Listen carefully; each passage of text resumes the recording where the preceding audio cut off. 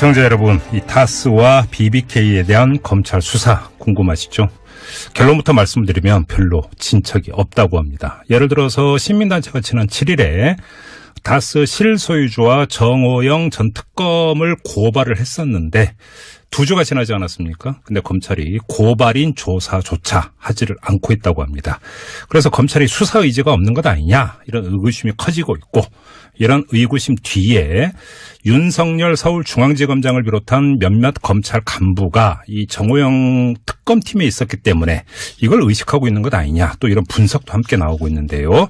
이 문제 한번 짚어보겠습니다. 국회 법제사법위원회 소속 더불어민주당의 박주민 의원 연결합니다. 여보세요. 예, 안녕하십니까. 예, 안녕하세요, 의원님. 예. 한 2달 전쯤에 바로 이 문제로 의원님하고 인터뷰했던 거 기억나시죠? 네, 기억납니다. 예, 윤석열 지검장이 정호영 특검팀에 있었는데 이게 수사가 제대로 될까? 그때 네. 그러니까 이렇게 제가 질문을 드렸을 때 그래도 의지는 충분히 있을 것이라고 말씀을 하셨는데, 네. 다시 여쭤보겠습니다. 의지가 있는 것 같습니까, 의원님? 그때도 이제 제가 말씀드렸지만 국정감사 시기에 예. 윤석열 지검장에게 이 부분에 대해서 제가 직접 질의를 했고, 질의에 대해서 윤석열 지검장이 특검 당시 본인이 맡았던 파트, 본인이 맡았던 역할은 이명박 전 대통령이 옵셔널 벤처스 주가 조작 사기 사건에 관련되어 있느냐라는 부분이었는데, 네. 그래서 이제 다스의 어떤 실수 문제라든지 지금 얘기 나오고 있는 비자금 문제라든지 이런 부분은 자신이 담당했던 부분과 상관이 없기 때문에 조사나 수사하는데 전혀 지장이 없을 것이다, 이렇게 얘기를 했었습니다. 자, 그러면 추가해서 이 질문을 드려야 되는데, 지금 고발건이 몇 건이 있는데 지금 그러니까 크게 대별을 하면 네네. 다스 실소유주와 정호영 전 특검을 고발한 건이 하나가 있고, 그다음에 또 한 가지 이제 BBK 주가 조작 사건에 대한 고발건이 있단 말이에요. 이게 지금 그 서울중앙지검 그 담당 부서가 다른데, 네. BBK 주가 조작 사건 같은 경우는 서울중앙지검 첨단범죄 수사 1부에 배당이 됐는데, 네. 이 부장이 신봉수 부장, 이 신봉수 부장도 당시 정호영 특검팀에 파견 나갔던 그 검사고요. 근데 이 사건 같은 경우도 2달이 넘었는데, 이거는 2주가 아니라 2달이 넘었는데 별로 진척이 없다, 또 이런 지적이 나온단 말이에요. 이거 어떻게 봐야 되는 겁니까?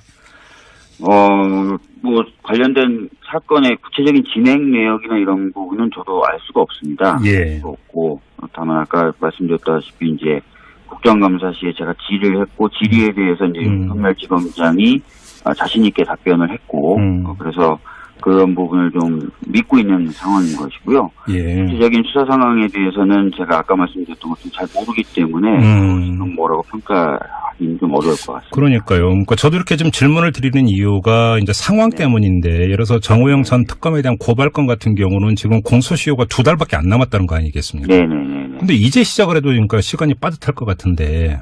네. 아직 그 움직임이 없다고 하니까 이거 그러니까 결국은 이거 흐지부지 되는 것 아니냐. 또 언론도 이 점을 지적을 하고 있단 말이에요.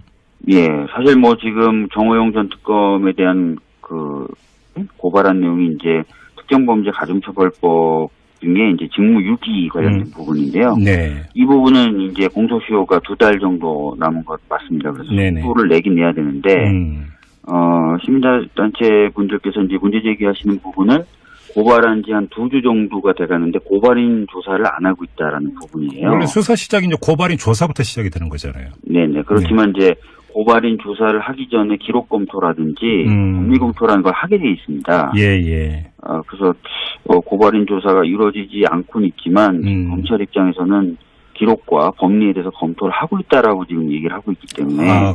검찰 답변이 그렇습니까? 예. 그리고 저도 이제 과거에 그 변호사 시절에 보면은 고발인 조사가 신속하게 이루어지는 경우도 있지만, 한참 걸리는 경우도 있긴 하죠. 네. 있었습니다. 그러니까 단순히 지금 고발인에 대한 조사가 늦어지고 있다고 해서 바로 그것이 수사 의지가 없는 것으로 연결될 수 있느냐에 대해서는 조금 더 살펴보는 것이 좀 필요하지 않나라는 생각이 들고요. 특히 이 사건의 경우에는 이제 고소인 조사도 아니고 고발인 조사거든요. 그렇죠. 네. 관련된 그 내용들을 보면은 고발인들도 언론에 보도됐던 내용들을 근거로 고발장을 작성한 것입니다. 그래서 물론 그런 고발을 폄훼하는 건 아닌데 이미 이제 그 고발 내용들은 언론 보도를 통해서 다 검찰들도 파악하고 있을 것으로 보여지기 때문에 고발인 조사가 반드시 선행돼야 된다거나 예. 또는 굉장히 큰 비중을 갖고 있다거나 예. 이렇게 좀 보기도 좀 어려운 부분이 있긴 있습니다. 근데 다시 한번 말씀드리지만 공소시효 자체가 얼마 안 남은 것은 명확한 사실이기 때문에 예. 자체에 속도를 내야 된다는 부분에 대해서는 그러니까요. 충분히 합당한 지적이라고 생각합니다. 또 일각에서는 이런 분석을 하더라고요. 그러니까 윤석열 지검장이라든지 신봉수 부장이라든지 또 이제 박정식 부산고검장, 이 고검장은 네. 이제 그 당시 특검팀 다스팀의 팀장이었다고 하는데 네.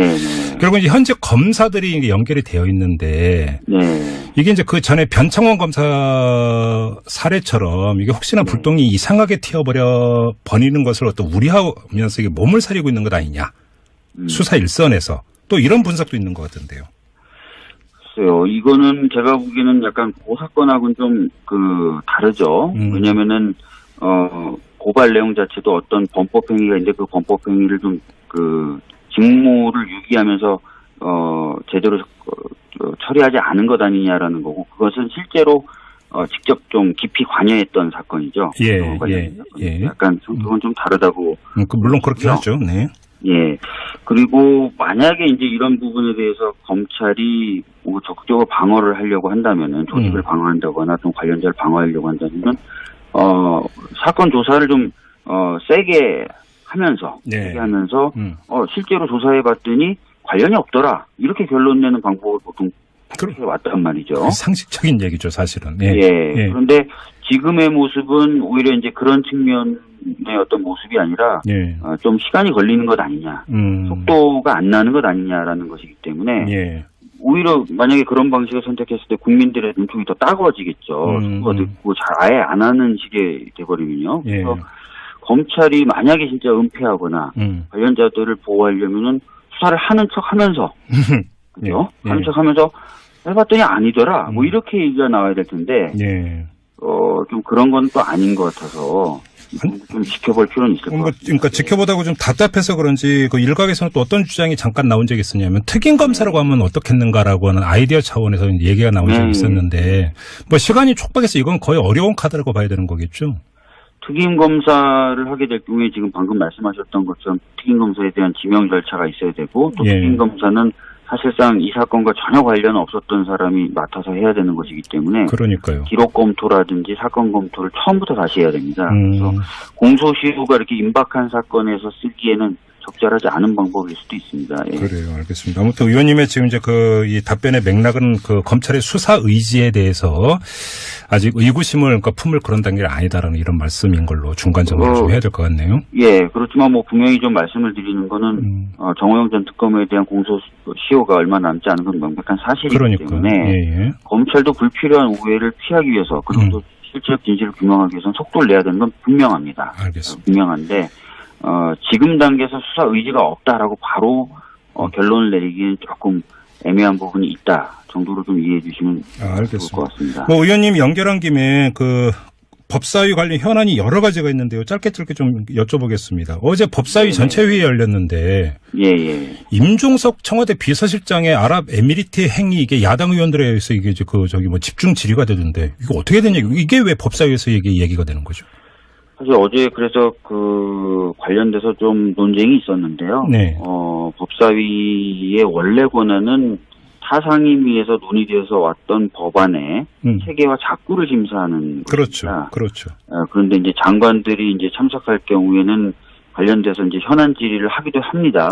그런 기능이 아예 없는 건 아닌데, 어제 좀 문제가 됐었던 것은 현안 질의를 한다 하더라도 원래 이제 법사위가 자신의 기능을 하면서 이제 현안 질의를 좀 곁들이는 식으로 해서 균형을 좀 잡아야 되는데, 최근에 지금 법사위에 대한 비난이 좀 강하죠. 왜냐하면 법사위가 자신의 역할을 좀 안 한다는 겁니다. 법안에 대한 심의와 본회의로의 작업을 좀 등한히 한다는 건데, 그런 비난을 받고 있으면서 법안에 대한 심의보다는 현안 질의에 더 집중하는 모습이 좀 벌어져서 조금 그런 부분이 좀 부적절한 것 아닌가라는 논쟁이 좀 있었습니다. 예. 알겠습니다. 그것과는 별건으로 여당 의원 아니십니까? 네네. 어제 논란이 됐던 임종석 실장의 아랍에미리트 행에 대해서 들으신 얘기가 있으십니까? 저는 뭐 특별히 그거 관련돼서 들은 얘기는 없습니다. 예. 그래요. 알겠습니다. 그냥 궁금해서요. 하나 더. 네. 공수처 네. 설치법은 어떻게 되고 있는 겁니까?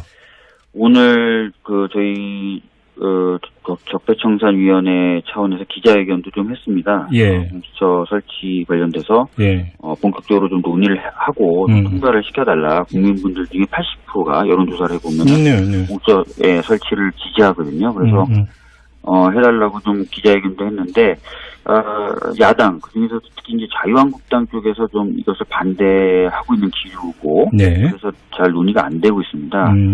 저희들로서는 최대한 협상과 협의를 해보고요. 네. 안 되면은 보다 좀 적극적인 방안도 좀 고민해야 되는 것 아니냐 이런 얘기들을 오늘 좀 나눴습니다. 적극적인 방안이 어떤 게 있을 수가 있나요? 신속 처리 안건 지정. 예. 그 방법이 있거든요. 근데 신속 처리 안건 지정을 해도 거의 1년 가까이 걸리잖아요, 사실. 이게 법사위에 있는 거기 때문에요. 예.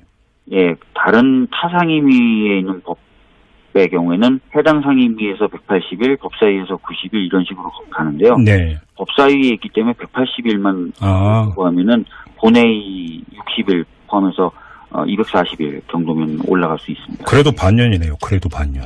예. 그래도 반년이지만 지금처럼 논의가 안 되는 것보다 낫지 않냐 그러면서 오늘 해봤습니다. 알겠습니다. 이에 대한 판단은 이 방송 들으시는 우리 애청자 여러분, 국민 여러분이 내려주시기 바랍니다. 더 이어가기도 힘드네요. 자, 의원님 말씀 여기까지 들을게요. 고맙습니다. 예, 감사합니다. 네, 더불어민주당의 박주민 의원이었습니다.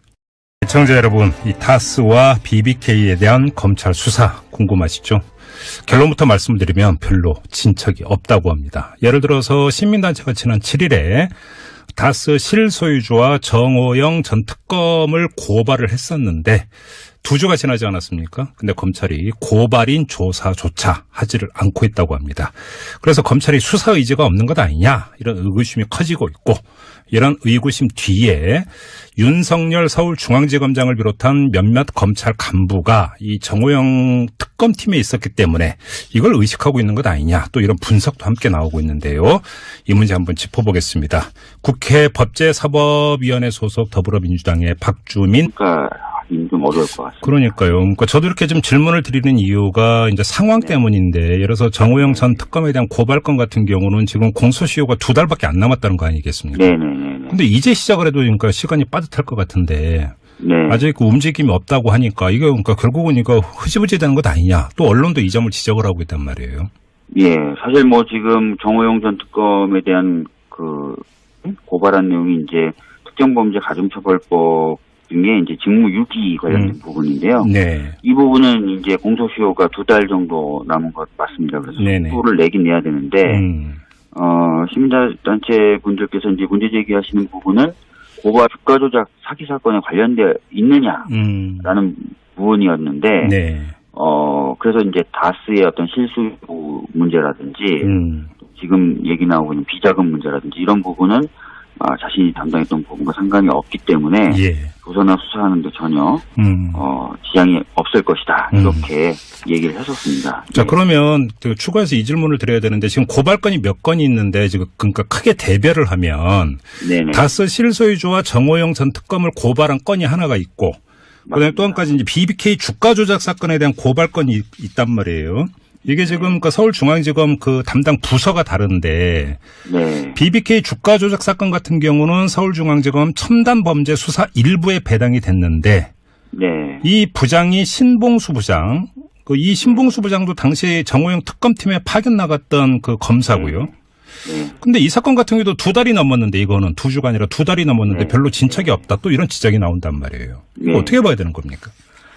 뭐 관련된 사건의 구체적인 진행 내역이나 이런 부분은 저도 알 수가 없습니다. 예. 없고 다만 아까 말씀드렸다시피 이제 국정감사 시에 제가 질의를 했고 질의에 대해서 이제 윤석열지검장이 자신 있게 답변을 했고 그래서 그런 부분을 좀 믿고 있는 상황인 것이고요. 예. 구체적인 수사 상황에 대해서는 제가 아까 말씀드렸던 것좀 잘 모르기 때문에 뭐라고 의원 연결합니다. 여보세요. 예, 안녕하십니까. 예, 안녕하세요, 의원님. 예. 한 2달 전쯤에 바로 이 문제로 의원님하고 인터뷰했던 거 기억나시죠? 네, 기억납니다. 예, 윤석열 지검장이 정호영 특검팀에 있었는데 이게 수사가 제대로 될까? 그때 네. 뭔가 이렇게 제가 질문을 드렸을 때 그래도 의지는 충분히 있을 것이라고 말씀을 하셨는데 네. 다시 여쭤보겠습니다. 의지가 있는 것 같습니까, 의원님? 그때도 이제 제가 말씀드렸지만 국정감사 시기에 예. 윤석열 지검장에게 이 부분에 대해서 제가 직접 질의를 했고 질의에 대해서 윤석열 지검장이 특검 당시 본인이 맡았던 파트, 예. 본인이 맡았던 역할은 이명박 전 대통령이 옵셔널 벤처스